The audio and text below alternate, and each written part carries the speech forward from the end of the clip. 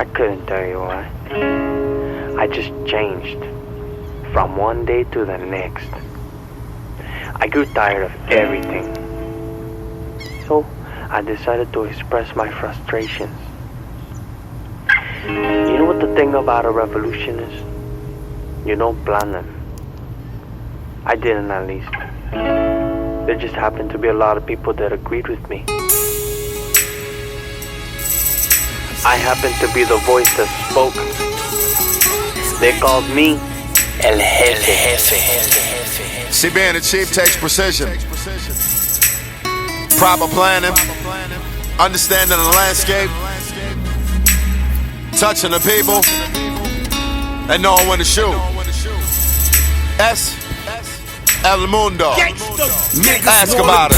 We can go, nigga. I'm talking head up. Sick and tired of the bullshit, and now I'm fed up. Ain't no another grown man, get your bread up. If your bread down, nigga, then keep your head. Niggas wanna go, we can go, nigga. What's going on? Once again, it's on. It's your boy ConeHead with another Hood Tales, man.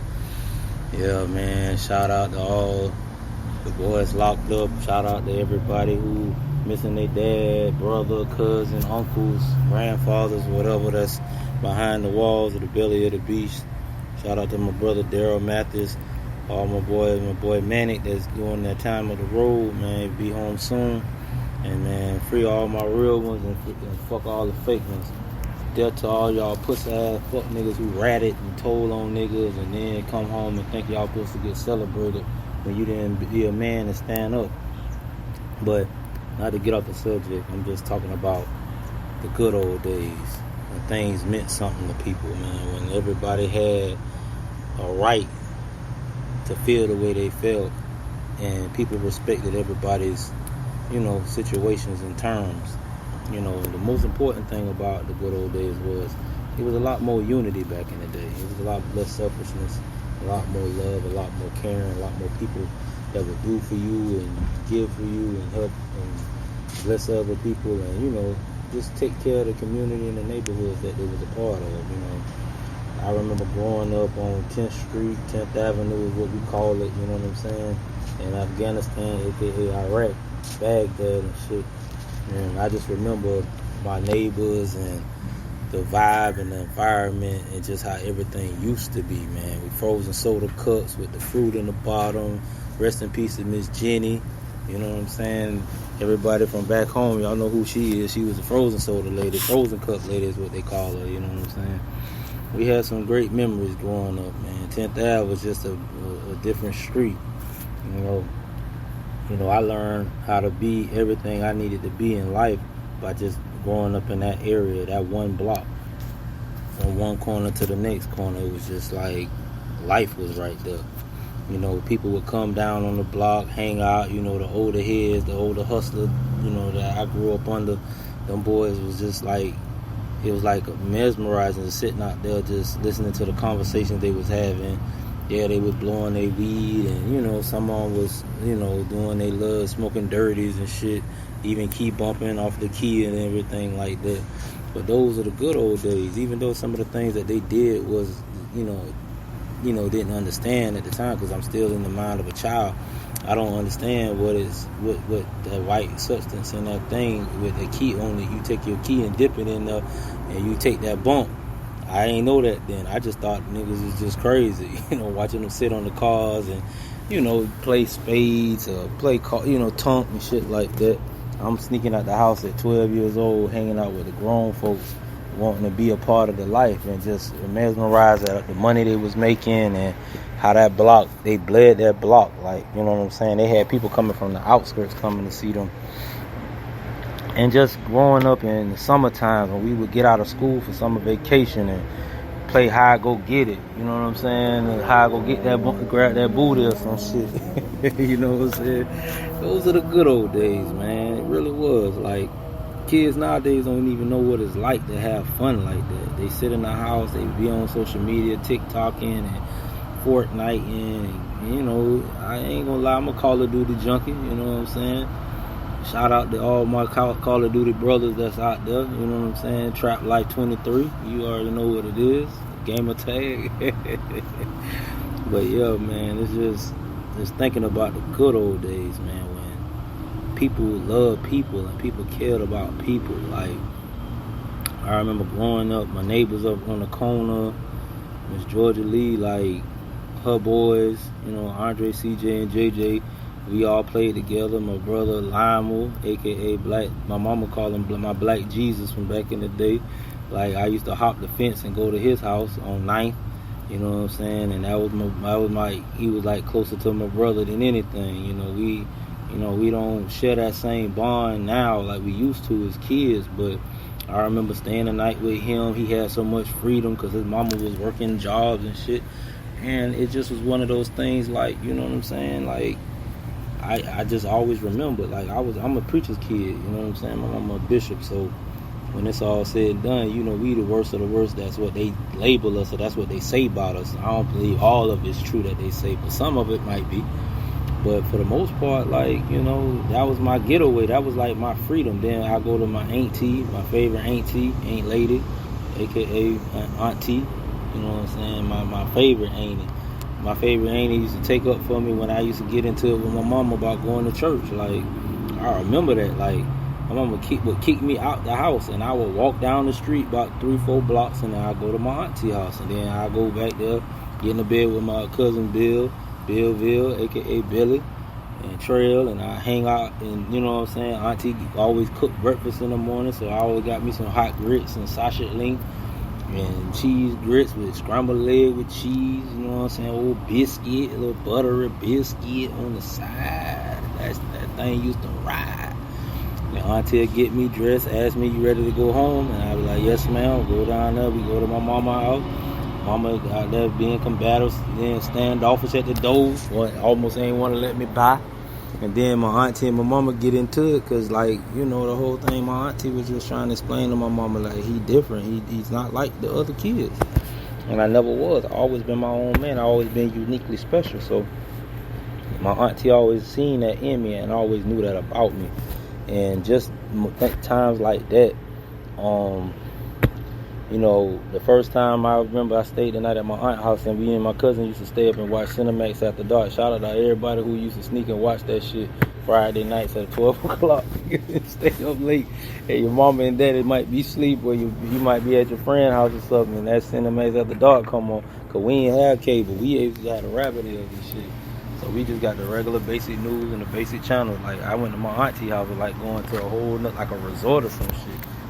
Used to have so much fun at my Aunt Lady. And then, like, you know, going to the pet gym, going to hoop and ball and things like that. When I got a little into sports and things like that, my mama kicked me out the baseball team. Shout out to Mr. Albert, a.k.a. Charles, the Honorable, a.k.a. rest in peace, Mr. Albert, you know what I'm saying? The Reds, you know what I'm saying? We was a dynasty. I got trophies from them baseball series and them baseball times. So anybody who played for the Rex, the Hawks, and the Giants, y'all know what it is. Shit, Reds dominate. Never duplicate and can't never hate, but we won them.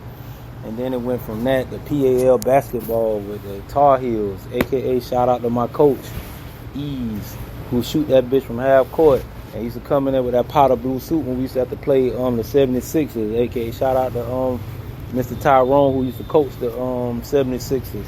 And that used to be the knockdown, drag-out game of the season. Like, that was the big game, because it was 2 black coaches and it was 2 black teams, and we balled and we went hard in the paint. And, you know, I got chips from that, too.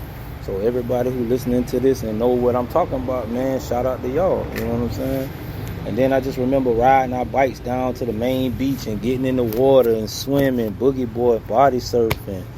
Like, we used to be on adventures, going in the woods, picking the berries and all that, the dates and everything like that, the Chinese plums, and you know what I'm saying, like things like that. See, y'all, the kids in this generation don't know nothing about that.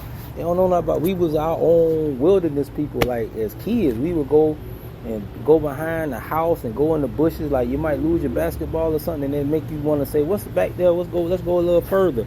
Going down old dirt road paths and things like that. I used to live on the north side over there by Container Corporation, the paper mill. And I remember me and my brother used to walk all the way down to the country store.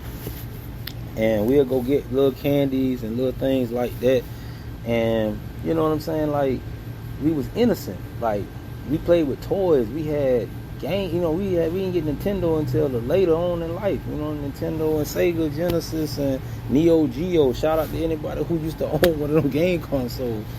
You know what I'm saying? It's just amazing, like, how technology has changed, and times have changed, and people have changed. It's like, it just shows with the growth of decades and eras, the changes come. And it seems like the more the eras change and the changes come, the worse the people have gotten.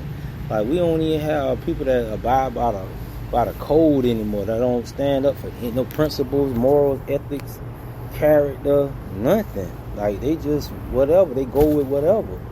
Like, it's hard to be real by yourself, but you have to be. No matter if you got 1,000 against you. David went up against Goliath, a small boy against a man, and he took him down because he had who? God with him.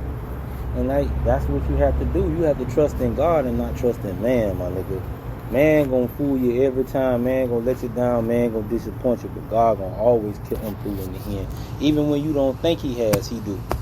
You might not see it, but then in hindsight, later on, when you have time to get all the clutter out your mind and the frustration and aggravation, God don't work in your favor and you ain't even realize it or recognize it. So, man, shout out to G.O.D., the Most High God, man. You know, he always been there for me, for everything, from my childhood to my manhood. He been with me, and I had to appreciate and value that and realize, like, God, you always there for me, no matter what I go through, even what I'm dealing with right now. He working, and it's showing. All you got to do is have faith in him, man, and trust and believe that he dealt with you, and you ain't got to worry about nothing, man. When times got hard for me, man, I just had to say a prayer. I never understood what Mama was trying to push that Sunday school, and shout out to everybody who had to go to Sunday school on Sundays and had to do Easter programs and Easter speeches and had to go pull out your Easter best and shit. I ain't a suit wearing dude. I've been like that ever since I was a kid. My mama got pictures of me frowning on Easter Sunday with that clip-on tie with the little I sell car insurance and life insurance button-up collar shirt, the white one. Sometimes she'll hit me with the blue one. You know what I'm saying? But, you know, for the most part, man, I miss the old days.